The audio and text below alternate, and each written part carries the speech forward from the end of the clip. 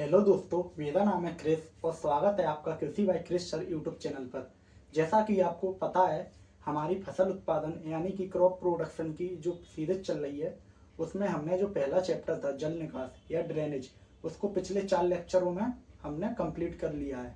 आज हम फसल उत्पादन के सेकंड लेक्चर को स्टार्ट करने वाले हैं, जिसमें हम देखेंगे जो पादप पोषण होता है। सेकंड जो जल निकास का सेकंड चैप्टर है ना, कौन सा चैप्टर है?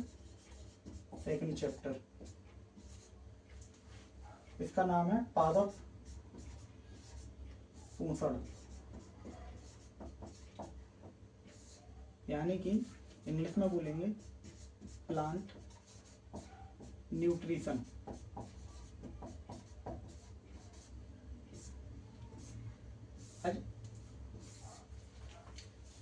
ये है अपना सेकंड चैप्टर जल निकास का, पादप पोषण यानी कि प्लांट न्यूट्रिशन। आज इसी के बारे में बात करेंगे।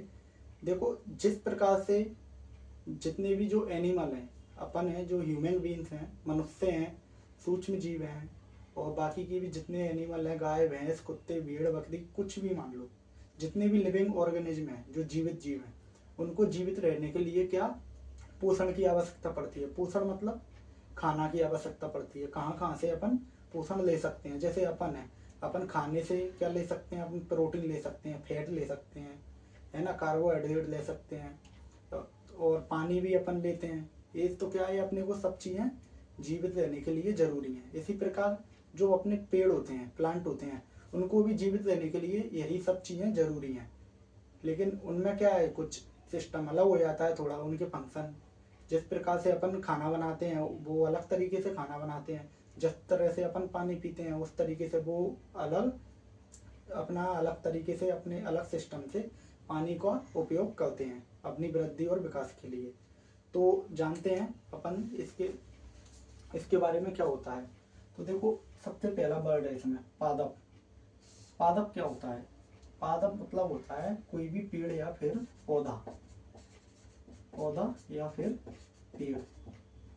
पोषण मैंने आपको बता दिया है ना, जो अपन अपनी वृद्धि एवं विकास के लिए जो भी चीजें यूज करते हैं, तो उनको अपन सही मात्रा में लेते हैं, तो वो अपना पोषण कर रहे हैं अपन। अब प्लांट कैसे पोषण करेंगे अपना, अपनी वृद्धि कैसे करेंगे? तो ये अपना पेड़, पादप का मतलब होता है पेड़। तो मानो अपना ये पेड़ है, ये अपना एक प्लांट है, ये मिट्टी भूमि, इसमें ये है जड़ प्लांट की, और ये है इसकी लीफ, पत्तियां।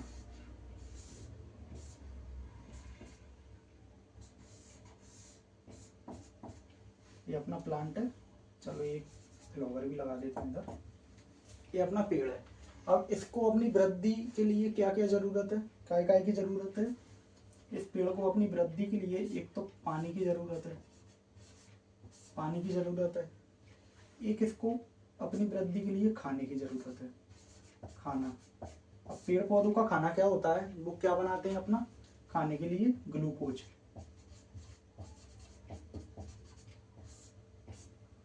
ये खाना या ग्लूकोज की जरूरत होती है वृद्धि के लिए। और एक पोषक तत्वों की आवश्यकता होती है, पोषक तत्वों की आवश्यकता होती है। ये 3 चीजें हैं जो पेड़ को जरूरी है अपनी वृद्धि एवं विकास के लिए।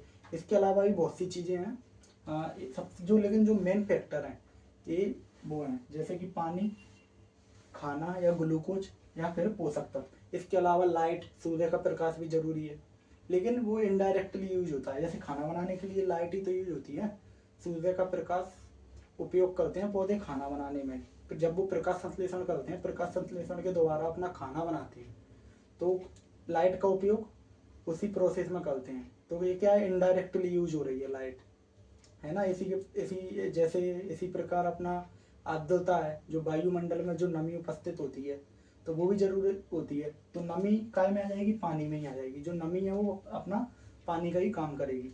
तो जो मुख्यतः ये 3 पॉइंट हैं, 3 चीजें हैं जो पेड़ों की वृद्धि के लिए आवश्यक है। क्या? पानी।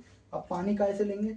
मैंने आपको पहले भी बता चुका हूँ। पानी या तो पेड़ पौधे कैसे लेंगे? वर्षा से लेंगे, या फिर मृदा में जो पहले से नमी है,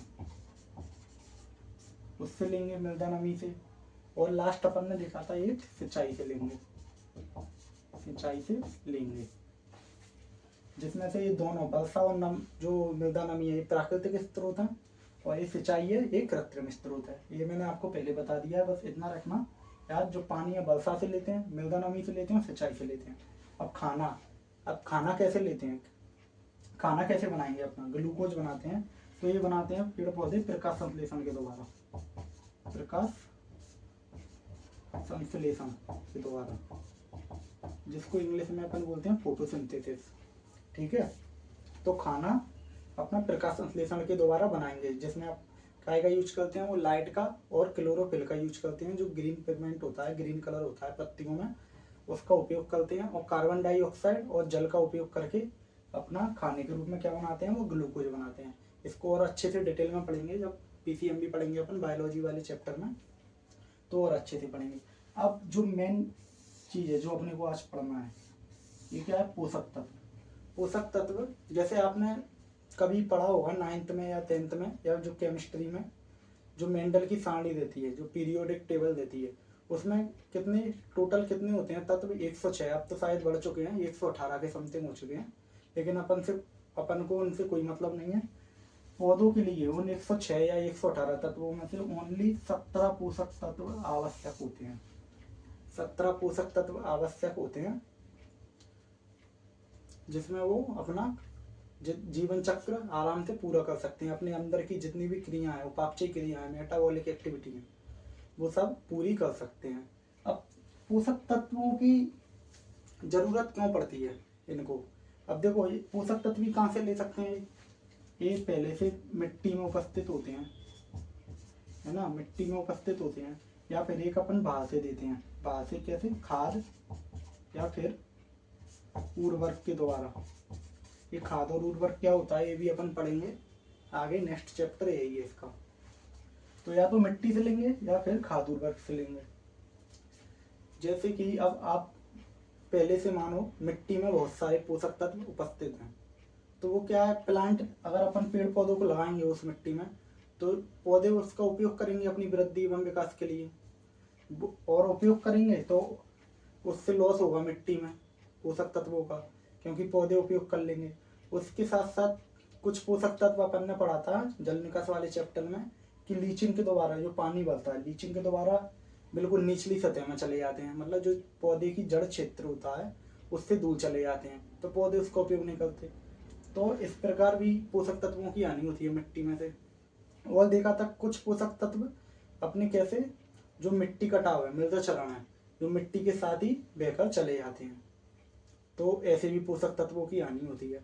अब ऐसे ही यही प्रोसेस चलती रहेगी, पेड़ लगाते रहेंगे, उपयोग करते रहेंगे, मृदा का क्षरण होता रहेगा, लीचिंग होती रहेगी पोषक तत्वों की, तो क्या है, मिट्टी में पोषक तत्वों की कमी हो जाएगी। अब पोषक तत्वों को अपन क्या बाहर से देना पड़ेगा। अगर कोई पौधा लगा रहे हैं, अपन फसल लगा रहे हैं, तो उसके लिए जरूरी पोषक तत्व हैं, वो अपन को बाहर से देना पड़ेंगे। तो अपन कैसे देंगे, खाद से देंगे या फिर उर्वरक से देंगे। तो यही इसके प्राकृतिक कृत्रिम स्रोत हैं, खाद और उर्वरक है, जो मनुष्य ऊपर से देता है, खेतों में मिलाता है या छिड़काव करता है, तो ये क्या है, कृत्रिम स्रोत है। इतना डिटेल में जाने की जरूरत नहीं है, बस समझा दिया है मैंने आपको, समझ लो कि पानी की जरूरत होती है, यहाँ से लेते हैं, सिंचाई से, मृदा नमी से, बरसात से। खाना की जरूरत होती है, जिसमें वो ग्लूकोज बनाते हैं प्रकाश संश्लेषण के द्वारा। और जो मेन है पोषक तत्व, कुल 17 पोषक तत्वों की आवश्यकता होती है पेड़ों को अपनी वृद्धि के लिए।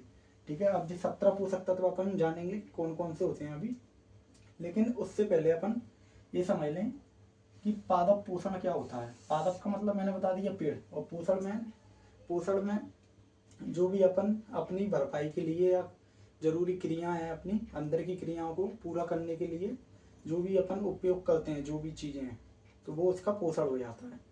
जैसे कि पोषक तत्व, उसके क्या है, पोषण है। तो इसकी परिभाषा क्या हो जाएगी, पादप पोषण की परिभाषा ऐसे आती है, 2 नंबर की परिभाषा आएगी कि पादप पोषण किसे कहते हैं, या फिर प्लांट न्यूट्रिशन किसे कहते हैं। तो इसकी परिभाषा लिखिए आप। हाँ, कैसे लिख सकते हैं अपन इसकी परिभाषा, पौधों की वृद्धि एवं विकास के लिए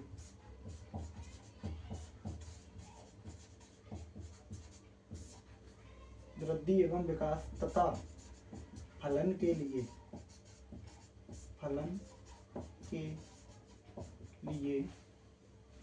आवश्यक पोषक तत्व।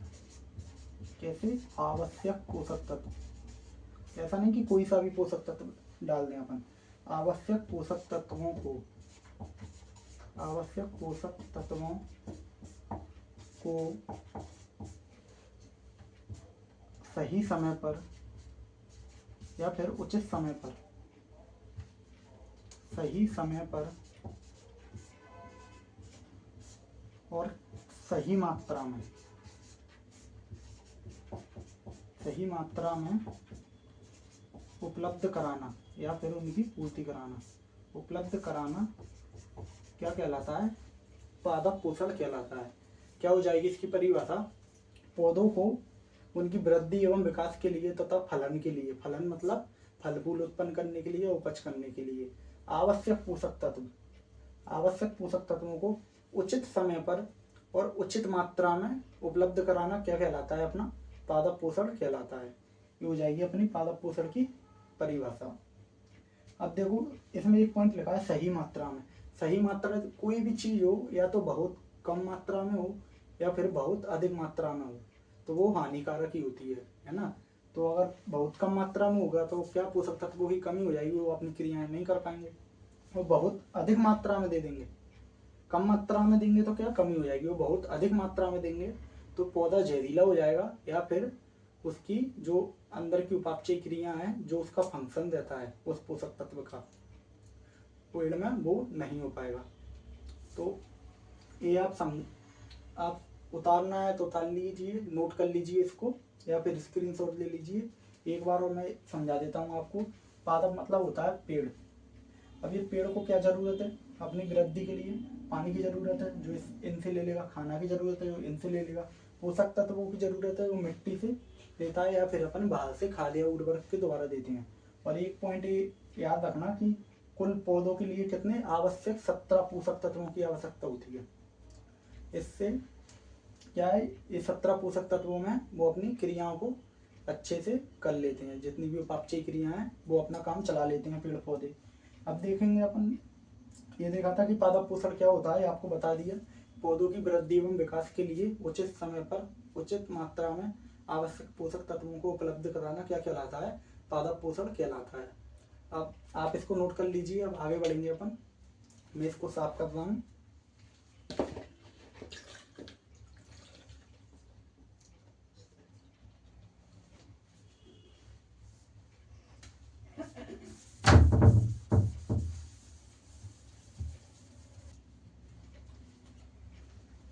अब हम देखेंगे कि ये जो आवश्यक पोषक तत्व हैं, 17 पोषक तत्व हैं, कौन कौन से होते हैं, है ना।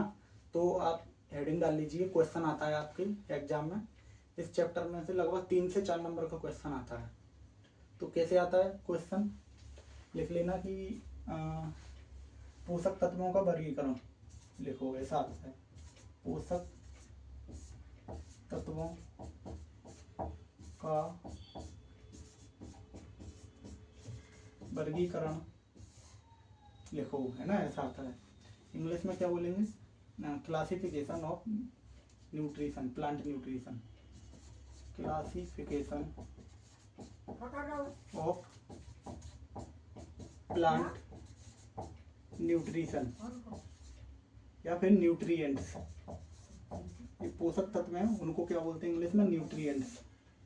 और पोषक तत्व को जो प्रदान कराने की क्रिया है वो न्यूट्रिशन कहलाती है ना। तो ऐसे क्वेश्चन आता है पौधों के या फिर मिट्टी में उपस्थित पौधों के पोषक तत्वों का वर्गीकरण लिखिए, या फिर जो मिट्टी में उपस्थित होते हैं पोषक तत्व उनका वर्गीकरण लिखिए। अब देखते हैं अपन कौन कौन से पोषक तत्व होते हैं। जो 17 पोषक तत्व हैं उनको देखेंगे बिल्कुल। तो इनका क्लासिफिकेशन कैसे करेंगे? एक होते हैं अपना, सबसे पहले आते हैं अपना दीर्घ पोषक तत्व, या फिर इनको क्या बोलेंगे? गुरु बोल सकते हैं, गुरु, या फिर बृहद। ये नाम याद रखना, इन नाम से ही क्वेश्चन आते हैं ना।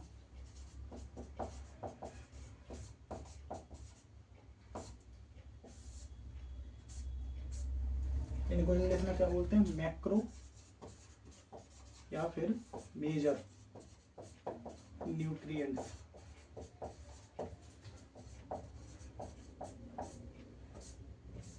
मैक्रो या फिर मेजर न्यूट्रिएंट्स। और दूसरा होता है अपना लास्ट एक होता है अपना सूक्ष्म पोषक तत्व। सूक्ष्म को और क्या क्या बोल सकते हैं अपन, लघु पोषक तत्व बोल सकते हैं, ठीक है। और इंग्लिश में क्या बोलेंगे, माइक्रो या फिर माइनर न्यूट्रिएंट्स या फिर एलिमेंट्स भी बोल सकते हैं इनको। ये दो तरह के पोषक तत्व होते हैं पौधे में, एक तो दीर्घ और एक सूक्ष्म। दीर्घ इनको क्या बोलते हैं, गुरु या फिर बृहद पोषक तत्व भी बोलते हैं, और सूक्ष्म पोषक तत्व को लघु पोषक तत्व बोलते हैं। ये नाम याद रखना, इनसे क्वेश्चन बन सकता है कि गुरु पोषक तत्व क्या होते हैं, बृहद पोषक तत्व क्या होते हैं, और आपको पता नहीं तो फिर आप टपक जाओगे। तो अब ये गुरु और ये जो पोषक तत्व होते हैं दीर्घ वाले, ये अपने को कितनी 100 ppm से 100 ppm, ये ppm यूनिट होती है मात्रा, 100 ppm से अधिक मात्रा में अपने को जरूरी होते हैं। और ये सूक्ष्म पोषक तत्व हैं, ये अपने को 100 ppm से कम मात्रा में उपस्थित होते हैं या फिर आवश्यक होते हैं। ppm मतलब होता है पार्ट पर मिलियन, एक यूनिट होती है मात्रा की, जैसे अपन किलोग्राम या ग्राम ऐसे देते हैं ना, ये मात्रा होती है यूनिट। इसी प्रकार इनको देने की भी यूनिट होती है। तो सूक्ष्म पोषक तत्व में वो हमेशा 100 ppm से कम मात्रा में ही दिए जाते हैं, और दीर्घ पोषक तत्व होते हैं वो 100 ppm से अधिक मात्रा में, या फिर इनको किलोग्राम या क्विंटल में भी डाल सकते हैं इनको, है ना। क्विंटल में तो नहीं, पेड़ पौधे जहरीले हो जाएंगे, लेकिन किलोग्राम में इनको अपन डाल सकते हैं। अब इसमें कौन कौन से आते हैं, दीर्घ में आता है पहला संरचनात्मक पोषक तत्व। कौन से, संरचनात्मक पोषक तत्व, जिनको इंग्लिश में बोलते हैं स्ट्रक्चरल न्यूट्रिएंट्स। ये पोषक तत्व क्या होते हैं, जैसे नाम भी समझ में आ रहा है कि अपने को संरचना, तो ये पौधे की संरचना बनाते हैं, जो उनकी शारीरिक संरचना है उनको एक ढांचा प्रदान करते हैं। तो इसमें क्या लिख सकते हैं, ये पौधों को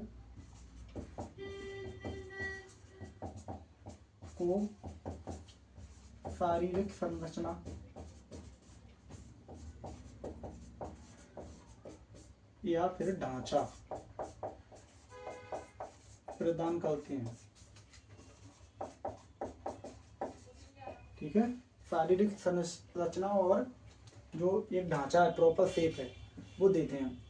और ये पोषक तत्व पौधे ना इनको कहाँ से, बाहरी वातावरण से प्राप्त करते हैं, बाहरी वातावरण या फिर वायुमंडल से प्राप्त करते हैं, ठीक है। इसका मतलब ये है कि ये वाले पोषक तत्व है जो मनुष्य बाहर से नहीं देता, ये या तो मिट्टी में उपस्थित होंगे या फिर वायुमंडल से, वातावरण से पेड़ पौधे ले सकते हैं। और कौन कौन से हैं पोषक तत्व, एक होता है कार्बन, आप लिख लेना हिंदी में, मैं ओनली इनका क्या लिख रहा हूँ, जो इनका रासायनिक जो सूत्र रहता है या जो इंडिकेट रहता है वो लिख रहा हूँ मैं। ये कार्बन है, ये लगभग अपना कितना 5 से 10% या फिर 10 से 15% उपस्थित होता है। कितना होता है, नहीं, कार्बन होता है अपना 45%, और एक होता है अपना हाइड्रोजन, ये होता है अपना 5 से 10%, और एक होता है ऑक्सीजन O2, ये भी होता है अपना 45%। इनको क्या है, पेड़ पौधे मिट्टी से या फिर बाहरी वातावरण से ले सकते हैं। कौन कौन से होते हैं, CHO कार्बन, हाइड्रोजन, ऑक्सीजन। इनको आप लिख लेना हिंदी में, कार्बन, H फॉर हाइड्रोजन और O फॉर ऑक्सीजन। कार्बन की कितनी जरूरत पड़ती है, या जो पूरे प्लांट है या फिर पेड़ है उसमें कार्बन कितना रहता है, कार्बन 45%, ऑक्सीजन भी 45% रहता है, लेकिन जो हाइड्रोजन है ये 5 से 10% रहता है। अब इसके बाद आएंगे दूसरा आ सकता है कौन सा, प्राथमिक पोषक तत्व। दूसरा होता है इसमें प्राथमिक, या फिर इनको बोलेंगे मुख्य, या फिर इनको बोलेंगे आवश्यक, या फिर इनको बोलेंगे क्रांतिक, कुछ भी आ सकता है, क्रांतिक पोषक तत्व। ठीक है, प्राथमिक पोषक तत्व, मुख्य पोषक तत्व, आवश्यक पोषक तत्व, या फिर क्रांतिक पोषक तत्व। ये पोषक तत्व ऐसे होते हैं जो मिट्टी में बहुत जल्दी या तो खत्म होते हैं और पौधों को बहुत अधिक मात्रा में उपयोगी होते हैं। पौधे इनका सबसे ज्यादा उपयोग करते हैं और सबसे अधिक मात्रा में ही इनको अपन को देना पड़ते हैं बाहर से पौधों को, क्योंकि ये सबसे ज्यादा उपयोग होने वाले पोषक तत्व हैं पौधों के द्वारा। तो इसमें आपका अपन कैसा लिख सकते हैं, यह बहुत अधिक मात्रा में, या फिर ऐसा लिख सकते हैं अधिक मात्रा में उपयोगी होते हैं पौधों के लिए। बहुत अधिक मात्रा में कैसे होते हैं, उपयोगी होते हैं। कौन कौन से होते हैं इसमें, N4 होता है नाइट्रोजन, एक है अपना P मतलब होता है फास्फोरस, एक होता है K मतलब होता है अपना पोटास या फिर पोटेशियम। तो प्राइमरी में कौन से आते हैं प्राथमिक पोषक तत्व में, NPK, नाइट्रोजन, फास्फोरस और पोटास, ये अपने को जरूरी होते हैं और सबसे ज्यादा जरूरी होते हैं। बार बार बता रहा हूँ मैं, जितने भी पॉइंट बता रहा हूँ आपको, एक एक पॉइंट MPPAT के एग्जाम के लिए बहुत इंपॉर्टेंट है ना। यहीं से क्वेश्चन बनते हैं कि सबसे ज्यादा मुख्य पोषक तत्व, जो जरूरी पोषक तत्व होते हैं वो कौन से होते हैं। तो अपन बोलेंगे NPK, उसमें ऑप्शन दिए रहेंगे, या फिर ऐसा दिया रहेगा कि इसमें से कौन सा मुख्य पोषक तत्व नहीं है, तो उसमें से एक 3 दे देंगे और एक कोई दूसरा वाला पोषक तत्व दे देंगे, तो उसमें आपको टिक करना पड़ेगा। ऐसे भी आ सकता है कि ऐसे कौन से पोषक तत्व हैं जो जिसको पौधे बाहरी वातावरण से ग्रहण करते हैं, तो कौन सा है, CHO, कार्बन, हाइड्रोजन, ऑक्सीजन, है ना, या फिर संरचनात्मक पोषक तत्व। अब इसमें तीसरा आता है एक प्राथमिक के बाद है द्वितीयक, या फिर इसको क्या बोल सकते हैं, गौण पोषक तत्व, द्वितीयक पोषक तत्व या फिर गौण पोषक तत्व। इंग्लिश में क्या बोलेंगे इनको, सेकेंडरी न्यूट्रिएंट्स या फिर एलिमेंट्स। इनकी क्या है, जो प्राइमरी न्यूट्रिएंट्स है, जो प्राथमिक पोषक तत्व में, इनसे थोड़ी कम मात्रा में उपयोगी होते हैं। ठीक है, तो ये क्या लिख लेंगे इसमें अपन, इसमें लिख सकते हैं अपन प्राथमिक तत्वों से कम मात्रा में उपयोगी होते हैं। ठीक है, प्राथमिक पोषक तत्वों से कम मात्रा में उपयोगी होते हैं। और कौन कौन से होते हैं, कैल्शियम, दूसरा होता है मैग्नीशियम, तीसरा होता है sulphur. Calcium, magnesium, sulphur, Hindi में आप लिख लेना, ये यहाँ पर स्पेस नहीं है इसलिए मैं लिख नहीं पा रहा, बस ओनली इनका जो सूत्र रहता है या इंडिकेट रहता है, जो रसायन की या केमिस्ट्री की भाषा में जिस प्रकार अपन लिखते हैं उस तरीके से लिखता हूँ मैं। इसको बोलते हैं कैल्शियम, ये मैग्नीशियम, ये सल्फर। अब ये अपने सूक्ष्म पोषक तत्व या फिर लघु, ये बहुत ही कम क्वांटिटी में, बिल्कुल बहुत ही कम क्वांटिटी में जरूरत होती है, 100 ppm से भी कम मात्रा में देते हैं 1 हेक्टेयर में, पानी में घोलकर इसको दे सकते हैं। तो इसमें कौन कौन से हो जाएंगे, इसमें अपने आ जाएंगे जिंक आ जाएगा, एक तो जिंक, इसको लिखते हैं अपन ZN, जिंक आ जाएगा, बोरोन आ जाएगा, B मतलब बोरोन, जिंक, बोरोन, और manganese Mn, copper Cu, molybdenum Mo। ठीक है, कौन, zinc, boron, manganese, copper, molybdenum, और आयरन आ जाएगा Fe, आयरन आ जाएगा। इसके बाद क्लोरीन आ जाएगा, और फिर इसके बाद आएगा निकल Ni। क्या है, zinc, boron, manganese, copper, molybdenum, iron, chlorine और निकल। और ये जो निकल है ना, पहले क्या जो 16 ही पोषक तत्व थे जो पौधों के लिए जरूरी है, लास्ट में ये ऐड हुआ है। कौन सा है जो 17वां पोषक तत्व, क्वेश्चन आता है एमपीपीएटी में या फिर ऑब्जेक्ट टाइप में कि जो 17वां न्यूट्रेंट है, 17 नंबर का न्यूट्रेंट है, वो कौन सा है जो पेड़ों के लिए आवश्यक है। तो वो कौन सा है अपने को, निकल है ना। तो एक बार और समझ लीजिए, पोषक तत्व दो प्रकार के होते हैं, दीर्घ और सूक्ष्म। दीर्घ अपने को 100 ppm से ज़्यादा जरूरत होते हैं और सूक्ष्म अपने को 100 ppm से कम जरूरी होते हैं। दीर्घ में भी 3 प्रकार के होते हैं, संरचनात्मक जो पौधे के जो शरीर को एक संरचना प्रदान करते हैं या फिर ढांचा प्रदान करते हैं, और पौधे इनको कहाँ से, बाहर से लेते हैं। कौन कौन से हैं, CHO कार्बन, हाइड्रोजन, ऑक्सीजन। दूसरा है अपना प्राथमिक पोषक तत्व, ये सबसे आवश्यक पोषक तत्व में, मुख्य पोषक तत्व में। पौधे को इनकी आवश्यकता सबसे अधिक पड़ती है और पौधों में सबसे अधिक कमी भी इसी की पाई जाती है, ठीक है। तो इसमें लिख लेना ये है, पोषक तत्व पौधों को अधिक मात्रा में उपयोगी होते हैं। कौन कौन से हैं, NPK nitrogen phosphorus potash, NPK nitrogen phosphorus potash, याद कर लेना। अब द्वितीयक पोषक तत्व कौन से हैं, जो प्राथमिक पोषक तत्वों से थोड़ी कम मात्रा में जरूरी होते हैं। कौन कौन से, calcium magnesium sulphur, calcium magnesium sulphur, ठीक है, याद कर लेना इनको। कितने हुए अपने, 1 2 3 4 5 6 7 8 9, ठीक है। Zinc, boron, manganese, copper, molybdenum, iron, chlorine, nickel, कितने हुए, 17 हुए। 1 2 3 4 5 6 7 8 9 10 11 12 13 14 15 16 17, ये टोटल अपने 17 पोषक तत्व हो गए, ठीक है। अब आप इनको उतार लीजिए, नोट कर लीजिए। अब अपन आगे देखते हैं क्या होता है।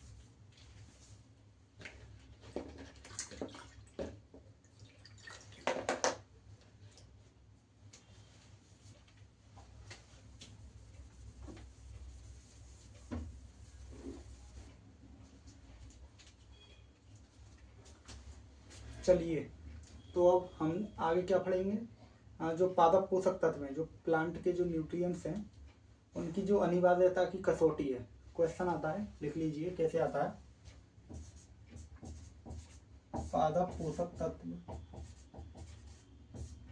तत्वों की अनिवार्यता की कसौटी लिखिए। पादप पोषक तत्वों की अनिवार्यता की कसौटी लिखिए। इस प्रकार से आपका क्वेश्चन आता है 3 नंबर का। इंग्लिश में क्या बोलेंगे इसको, एसेंशियलिटी नहीं, ऐसे criteria of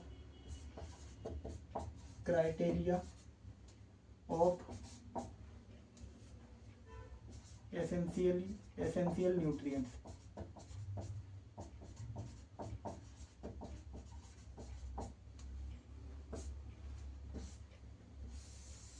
criteria of essential nutrients, या फिर हिंदी में आता है पादप पोषक तत्वों की अनिवार्यता की कसौटी।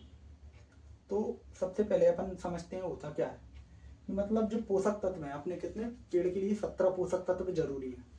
तो इनके लिए कुछ फैक्ट हैं जो होते ही हैं हमेशा, उनको कभी चेंज नहीं किया जा सकता है ना। तो कुछ ऐसे फैक्ट हैं, 2 वैज्ञानिक थे। कौन कौन से वैज्ञानिक थे, एक था आर्नोन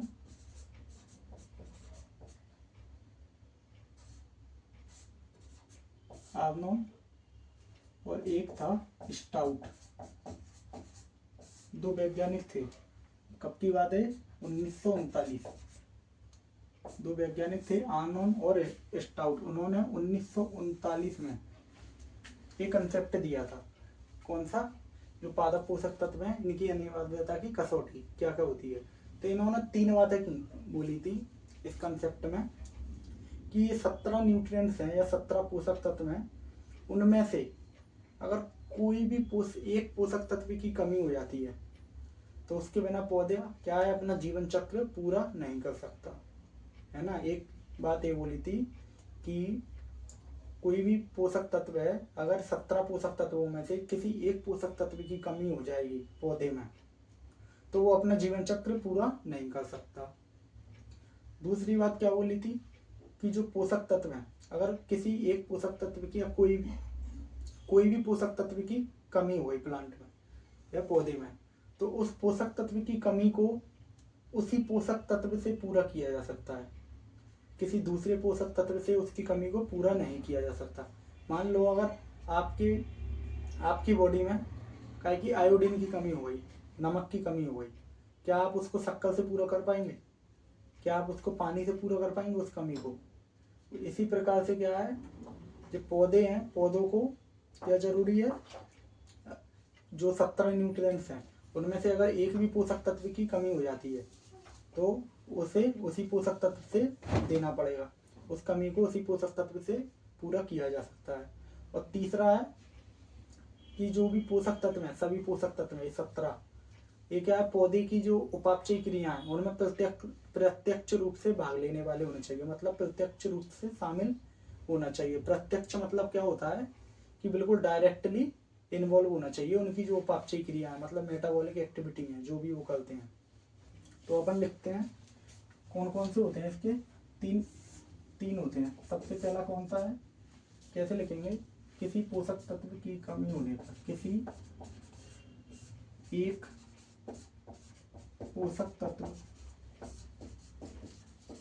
की कमी होने पर पौधा अपना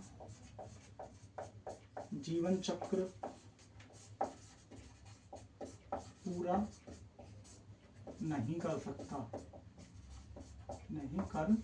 सकता। ठीक है। दूसरा कौन सा है, किसी तत्व की, या फिर ऐसा लिखना, पौधे में किसी तत्व की कमी होने पर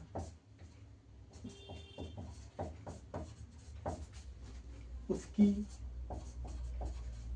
पूर्ति केवल उसी तत्व से पूरी की जा सकती है।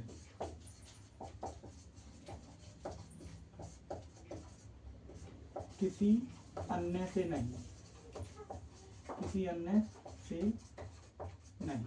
ठीक है। लेकिन इसका एक अपवाद है, अपवाद करके लिख लेना इसमें। कौन सा अपवाद है, ये पीएटी में पूछते हैं। इसका अपवाद है कि जो मोलिब्डेनम है इसकी कमी को वेनेडियम से पूरा किया जा सकता है। कौन से तत्व से, वेनेडियम से पूरा किया जा सकता है। ठीक है। और इसके बाद एक है क्लोरीन। जो क्लोरीन है, क्लोरीन की कमी को अपन कैसे पूरा कर सकते हैं, क्लोरीन की कमी को ब्रोमीन से पूरा कर सकते हैं। ठीक है। या फिर आयोडीन से भी कर सकते हैं, ब्रोमीन और आयोडीन, ये इसका अपवाद है। मोलिब्डेनम की कमी को वेनेडियम से पूरा कर सकते हैं, और जो क्लोरीन है उसकी कमी को ब्रोमीन से या फिर आयोडीन से पूरा किया जा सकता है। तीसरा पॉइंट क्या है इसका, ये पोषक तत्व है, पोषक तत्व पौधों की उपापचय क्रियाओं में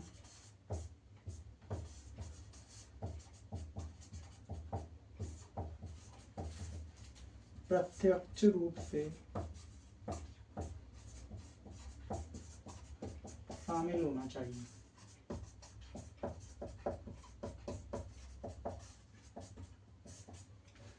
प्रत्यक्ष रूप से शामिल होना चाहिए मतलब जो डायरेक्टली इन्वॉल्व होना चाहिए उनकी उपापचय क्रियाओं में। उपापचय क्रिया क्या है, जैसे कि जो पेड़ अपना पानी ले रहे हैं, पानी मिट्टी से किस क्रिया के द्वारा ले रहे हैं, वो उपापचय क्रिया है। खाना कैसे बना रहे हैं, प्रकाश संश्लेषण कैसे कर रहे हैं, ये उपापचय क्रिया है। उस प्रकाश संश्लेषण का पाचन करके एनर्जी कैसे ले रहे हैं, है ना, ये भी एक उपापचय क्रिया है। जैसे कि मतलब पेड़ पौधे श्वसन कैसे कर रहे हैं, ये भी एक उपापचय क्रिया है। तो मतलब इन सभी उपापचय क्रियाओं में कोई भी पोषक तत्व है वो प्रत्यक्ष रूप से शामिल होना चाहिए। अगर ये नहीं लिख सकते तो इसके बदले में एक और पॉइंट लिख सकते हैं, मतलब जो पोषक तत्व हैं पौधे की कायिक वृद्धि कायिक एवं जनन वृद्धि, जनन वृद्धि, कायिक एवं जनन वृद्धि के लिए आवश्यक होना चाहिए, आवश्यक होना चाहिए। कायिक वृद्धि एवं जनन वृद्धि के लिए आवश्यक होना चाहिए। कायिक वृद्धि क्या बोल सकते हैं अपन? कायिक, कायिक मतलब उनकी जो बाहर की वृद्धि है, पौधा कितना बढ़ रहा है, क्या ले रहा है। और जनन वृद्धि है, जनन वृद्धि मतलब उनमें रिप्रोडक्शन करने की कैपेसिटी, जो फ्लावर वगैरह है उसमें, और फ्लावर के जितने भी पार्ट रहते हैं, तो वो क्या है, उसके जो जनन अंग होते हैं या फिर रिप्रोडक्टिव ऑर्गन होते हैं, तो उनकी वृद्धि के लिए भी पोषक तत्व डायरेक्ट रूप से आवश्यक होना चाहिए। अगर पोषक तत्व की कमी हो रही है, अगर उस पोषक तत्व की कमी हो रही है तो क्या ये क्रियाएं रुक जानी चाहिए। तो मुख्य 3 बात बोली थी, कैसे लिखोगे कि यह जो पादप पोषक तत्वों की अनिवार्यता की कसौटी किसने दी थी? 2 वैज्ञानिक थे, आर्नॉन एवं स्टाउट, ठीक है, इनने दी थी। कब दी थी? 1939 में, है ना। और कौन कौन सी बात बोली थी कि अगर कोई एक पोषक तत्व की कमी हो रही है, 17 तत्व है उनमें से अगर कोई भी एक पोषक तत्व की कमी हो रही है तो पौधा उसके बिना अपना जीवन चक्र पूरा नहीं कर सकता। दूसरी बात क्या बोली थी उनने? अगर पौधे में किसी तत्व की कमी हो जाती है, अगर पौधे में किसी तत्व की कमी हो जाती है तो उसकी पूर्ति अपन केवल उसी पोषक तत्व से करेंगे, ना कि किसी दूसरे से। लेकिन इसका अपवाद है क्या? मोलिब्डेनम की कमी को वेनेडियम से पूरा किया जा सकता है, और जो क्लोरीन की कमी है उसको ब्रोमीन एवं आयोडीन से पूरा किया जा सकता है। ये इसका अपवाद है, याद रखना। तीसरी बात क्या बोली थी? जो पोषक तत्व है, जो पोषक तत्व है पौधे की उपापचय क्रियाओं में प्रत्यक्ष रूप से या शामिल होना चाहिए, या फिर डायरेक्टली इन्वॉल्व होना चाहिए, या फिर इसके बदले ये पॉइंट भी लिख सकते हैं अपन। तीसरा पॉइंट, पोषक जो पोषक तत्व है पौधे की जनन वृद्धि और कायिक वृद्धि दोनों के लिए आवश्यक होना चाहिए। अगर किसी पोषक तत्व की कमी हो रही है तो उनकी जनन वृद्धि और कायिक वृद्धि दोनों रुक जानी चाहिए। तो ये आप 3 बात बोली थी, आप नोट कर लीजिए। 3 नंबर का क्वेश्चन है, बहुत इंपॉर्टेंट क्वेश्चन है, आता है, हर बार आता है ना, तो याद रखना, इसको नोट कर लीजिए। अब आगे बढ़ते हैं अपन।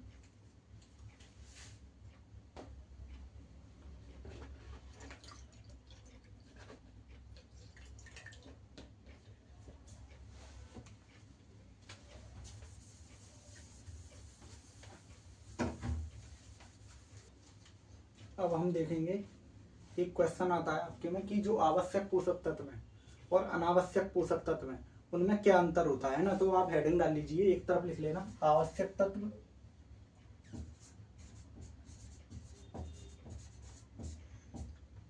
आवश्यक तत्व, एक तरफ लिख लेना अनावश्यक तत्व।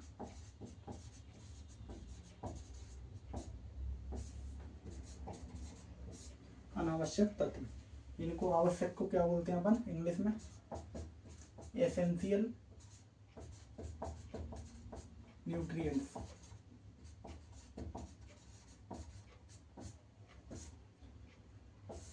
और इनको क्या बोलेंगे? अननेसेसरी न्यूट्रिएंट्स, अननेसेसरी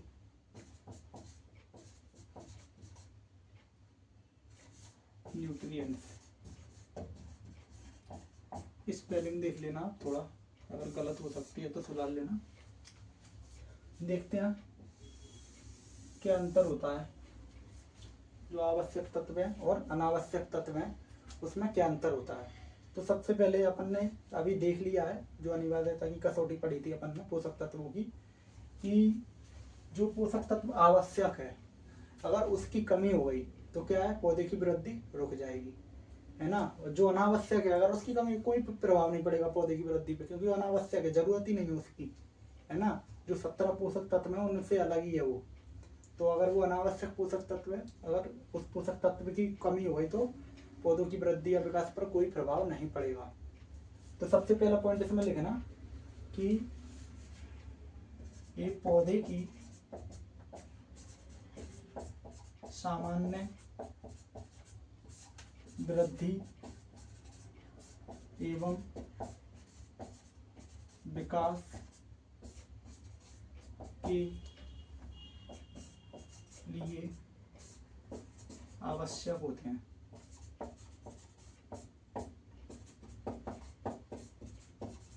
जबकि एक पौधे की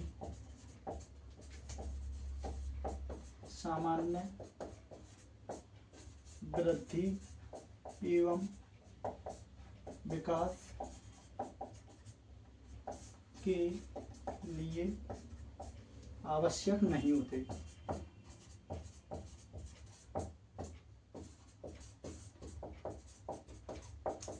ठीक है, ये पौधे मतलब ये पोषक तत्व पौधे की वृद्धि और विकास के लिए आवश्यक होते हैं और ये वृद्धि एवं विकास के लिए आवश्यक नहीं होते। ठीक है, दूसरा पॉइंट लिखना कि इनकी कमी होने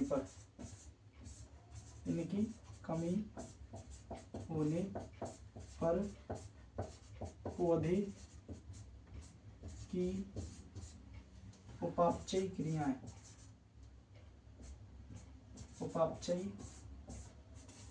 क्रियाएं रुक जाती हैं। जबकि इसमें क्या होता है, इनकी कमी होने से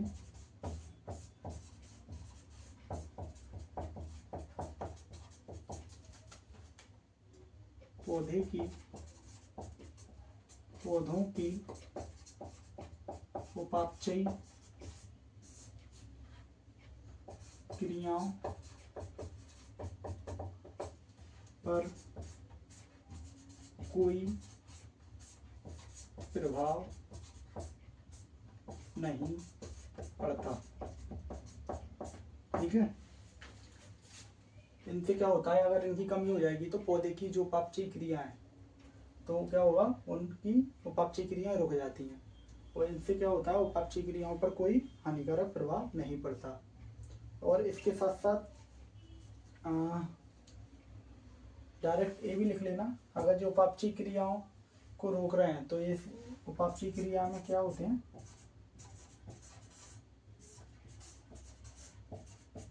जो उपापचयी क्रियाओं में प्रत्यक्ष रूप से शामिल होती हैं।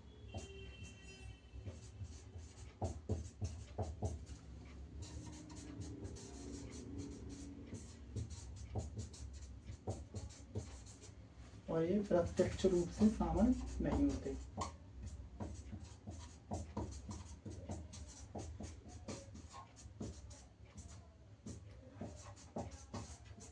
इसमें ऐसा लिखना कि प्रत्यक्ष पौधे की उपापचयी क्रियाओं में प्रत्यक्ष रूप से शामिल नहीं होते। तो बस इसमें तीन ही पॉइंट हैं जो आपको याद रखना है। पहला क्या है कि जो आवश्यक पोषक तत्व हैं जो पौधे की सामान्य वृद्धि एवं विकास के लिए आवश्यक होते हैं, जबकि ये पौधे की वृद्धि एवं विकास के लिए आवश्यक नहीं होते। दूसरा क्या है कि इनमें से अगर कोई भी आवश्यक पोषक तत्व है, अगर किसी की कमी हो जाती है तो क्या है, पौधे की जो क्रियाएं हैं वो रुक जाती हैं, जबकि इनसे क्या है, पौधों की क्रियाओं पर कोई भी हानिकारक प्रभाव नहीं पड़ता। और इस तीसरा पॉइंट ये है कि ये पौधों की उपापचयी क्रियाओं में प्रत्यक्ष रूप से शामिल होते हैं, जबकि ये पौधों की उपापचयी क्रियाओं में प्रत्यक्ष रूप से शामिल नहीं होते। तो आइए यहीं पर अपन लास्ट करते हैं। आज अपन ने क्या क्या पढ़ लिया है, जो पादप पोषण है क्या होता है, पोषक तत्व की जो बेसिक जानकारी है वो पढ़ी, पोषक तत्वों का वर्गीकरण पढ़ा, और जो पोषक तत्व हैं उनकी जो अनिवार्यता की कसौटी है वो पढ़ी, और आवश्यक पोषक तत्व और अनावश्यक पोषक तत्व में क्या अंतर होता है ये पढ़ा है ना। तो आपसे बस यही एक बात कहना चाहूँगा, बार बार बोलूँगा, मैं शॉर्ट में लिखवाता हूँ, आप इसको जैसे मैं समझाता हूँ उसी चीज़ को क्या है अपनी लैंग्वेज में नोट कर लिया करो और अपने खुद के नोट्स बनाया करो। उससे क्या है वो ज़्यादा टाइम तक मेमोरी में बने रहते हैं अपनी, है ना। और इतना कंटेंट आपके लिए सफिशिएंट है। अगर आपको ये कंटेंट अच्छा लगता है या ये इतनी भी चीज़ें समझ में आती हैं या आपके लिए कोई मतलब इससे बेनिफिट होता है तो आप चैनल को सब्सक्राइब किया करो, और जो वीडियो है उसको लाइक किया करो, अच्छे अच्छे कमेंट किया करो, और अपने और दोस्तों को भी शेयर किया करो, जिससे कि और भी लोग इसका लाभ ले पाए, है ना। और साथ में ही अपना ऑफलाइन बैच चालू हो रहा है जो मध्य प्रदेश MP में शिवपुरी जिले में, शिवपुरी में ऑफलाइन बैच चालू हो रहा है। अगर किसी को भी ऑफलाइन बैच ज्वाइन करना है तो आप क्या है इस नंबर पर कांटेक्ट कर सकते हो, 6264341729। 69376। इस नंबर पर व्हाट्सएप पर मैसेज कर सकते हो। आपका 1 अप्रैल से जो ऑफलाइन बैच है वो स्टार्ट हो रहा है ना। तो ऑफलाइन बैच ज्वाइन करने के लिए आप इस पर कांटेक्ट कर लीजिए, आपको पूरी डिटेल दे दी जाएगी। और बाकी का हम इस सेशन को आज यहीं पर समाप्त करते हैं। धन्यवाद।